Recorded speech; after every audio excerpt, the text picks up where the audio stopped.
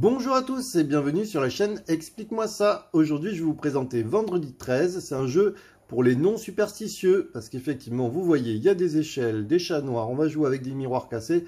Bref, ça va être sport. Alors, c'est un jeu de 3 à 6 joueurs à partir de 8 ans et qui dure environ 30 minutes. Alors, pourquoi je vous présente ce jeu? Car sur ma chaîne Insta, j'ai essayé de vous faire découvrir ce jeu et vous deviez essayer de trouver... de quel jeu on parlait, et en fait personne n'a trouvé, enfin si vous aviez trouvé à la fin, mais personne ne connaissait vraiment ce jeu. Donc du coup j'ai dit forcément je suis obligé de vous le présenter. Alors c'est un petit jeu de cartes qu'on adore avec Léa, on jouait beaucoup à l'époque, on y joue peut-être un peu moins parce qu'on a tellement de jeux en ce moment, mais c'est un très bon jeu et d'ailleurs on a envie d'y rejouer. Alors le but du jeu ça va être très simple, on va éviter d'avoir de la malchance. Pour pas avoir de malchance, le mieux c'est de ne pas récupérer de cartes à la fin du jeu, ce qui va être assez difficile, j'en conviens. Par exemple, de ne pas avoir d'échelle, de ne pas avoir de chat noir ou de miroir cassé. Et surtout pas de Vendredi 13. Mais vous allez voir, ça va être très compliqué. Donc du coup, on va pouvoir décider à un moment donné dans le jeu de se dire je vais essayer de récupérer le maximum, la majorité des miroirs. Parce que si je suis majoritaire des miroirs, tout ce que je récupérerai, on pourra les enlever. Donc du coup, à un moment donné, il va falloir faire des choix. Et surtout pas prendre les vendredis 13, parce que les vendredis 13, de toute manière, ils vous rapporteront des points et vous ne pourrez pas les éliminer. Alors comment ça se passe? La mise en place est très simple. On prend les cartes, on les mélange et on les distribue face cachée en fonction du nombre de joueurs. À 3 joueurs, il y aura une main morte. Par exemple, ici, là, on aura une main morte. C'est-à-dire qu'un joueur qu'on fermera et qu'on n'utilisera pas. Donc une fois qu'on a distribué toutes les cartes, je vous conseille de les classer comme j'ai fait ici, c'est-à-dire vous les classez par type, par catégorie, et vous allez faire un choix très rapide. Vous voyez, ce joueur par exemple a beaucoup de cartes oranges, il a beaucoup de miroirs cassés, et donc du coup ça va être très compliqué de se défausser de l'ensemble de ces cartes. Peut-être, son idée, ça va être d'essayer de récupérer la majorité des miroirs cassés, comme ça il pourra les défausser et ça ne lui rapportera pas de points à la fin. Comment se passe un tour? C'est très simple. Chacun notre tour, on va jouer une carte. Au milieu, il va y avoir 3 colonnes. Une colonne pour les miroirs cassés, une colonne pour les chats noirs et une colonne pour les échelles. D'accord? Si jamais vous arrivez à moins de 13 points au niveau de la somme des cartes posées, pas de problème, vous pouvez passer vos tours et c'est au suivant de jouer. Par contre, si vous arrivez à 13 points, là, vous allez prendre tout le tas, sauf la dernière carte qui est posée. Et donc, du coup, vous comprenez que vous récupérez des cartes. Ce qu'on va faire, c'est que je vais prendre un exemple et je vais vous montrer. On va prendre le joueur de droite. Il décide, par exemple, de regarder ses cartes. Vous voyez, il a pas mal de cartes bleues, mais c'est des petites. Donc, du coup, il va essayer de s'en défausser. Il va, par exemple, poser une 5 échelle. Pour le moment, il est en dessous de 13. Pas de problème, il peut passer son tour. Lui, il n'en a pas beaucoup, il aimerait bien essayer de se défausser. Du coup, il peut décider de faire un 5. Et là, vous voyez, ça fait 10 points. Du coup, ça ne pose pas de problème. D'ailleurs, plus intéressant, je vais me dépêcher à mettre mon 7. Comme ça, vous voyez, ça fait pas 13 points. Et donc, du coup, je peux passer mon tour. L'autre joueur, voyant ça, il se dit, bon, alors là, je n'ai pas trié. Hein, mais vous voyez, il a beaucoup d'échelles. Lui, il va peut-être décider de récupérer les échelles. Donc du coup, il va dire, moi je mets un 4. Vous voyez, ça fait plus de 13 points. Donc du coup, au moment où ça fait plus de 13 points, il prend sa carte, la dernière, il la laisse ici, et les deux autres, il les met de côté. L'autre joueur décide de jouer, par exemple, il n'a pas d'échelle ou il n'a pas forcément envie de jouer des échelles, il peut mettre un miroir cassé à côté. Vous voyez, au fur et à mesure, il va y avoir donc 3 tas, avec là, il manque les chats.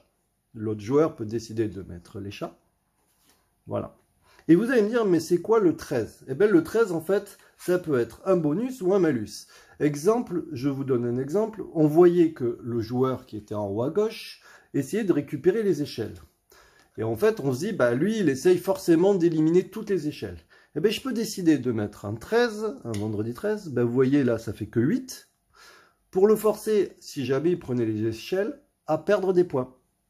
Donc du coup, là, ça ne vaut pas forcément le coup de récupérer les échelles parce que même si le joueur de gauche en haut à gauche élimine toutes les échelles parce qu'il est majoritaire au niveau des échelles, il récupérera quand même le vendredi 13 et celui-ci, il lui rapportera 2 points.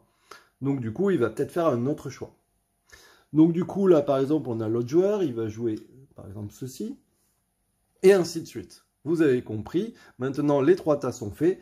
Dès qu'on va réussir à faire des points, et donc on compte toujours, normalement, on est censé annoncer combien ça fait 2 points. Donc là, lui, il dit 10. Lui, 10, il peut décider de mettre un 1, donc il annonce 11. 11, alors si je mettais le 5, et bien là, vous voyez, ça fait plus que 13, donc du coup, je récupérerai la somme. Donc je n'ai forcément pas envie, j'ai peut-être plus envie de mettre, par exemple, de me défausser de mon verre, vous voyez, et de le mettre là. J'annonce 11. Alors vous voyez, au bout d'un moment, forcément, il va y avoir des tas, et on va être forcément obligé de prendre. Alors il y a bien des zéros, mais au bout d'un moment, ça va être compliqué de faire des choix. Ce qu'on va faire, je vais avancer plus vite, je vais vous montrer comment on compte les points, et vous allez tout comprendre. La manche se termine une fois que tout le monde a joué toutes ses cartes, et donc du coup maintenant on passe au calcul des points. Alors le calcul des points, c'est très simple, on regarde. Donc là vous imaginez que je suis parti sur 3 joueurs, hein, c'est juste pour vous montrer, et j'ai pas mis toutes les cartes. On va regarder qui a le plus d'échelles. Celui qui a le plus d'échelles, vous voyez, c'est lui forcément. Hein. Donc celui qui a le plus d'échelles enlève toutes ses échelles. On va regarder celui qui a le plus de chats par exemple. Alors lui, il a 6 cartes chat, et lui, il a 6 cartes chat. Ils sont ex aequo, dommage pour eux, ils gardent leurs 6 cartes chat. Effectivement, pour pouvoir les éliminer, il aurait fallu que celui-ci en ait 7 ou celui-ci. Un joueur peut réussir à éliminer toutes ses cartes dans ce système. Maintenant, on regarde qui a le plus de miroirs. Le plus de miroirs, lui, il en a 3, lui, il n'en a qu'une, et celui-ci en a 4. Donc c'est celui-ci qui enlève les miroirs. Maintenant, les vendredis 13, on ne peut pas les enlever, donc du coup, on est obligé de les garder. Maintenant, comment on compte les points? C'est très simple. On compte le nombre de cartes, chaque carte vaut un point, sauf les vendredis 13 qui valent 2 points.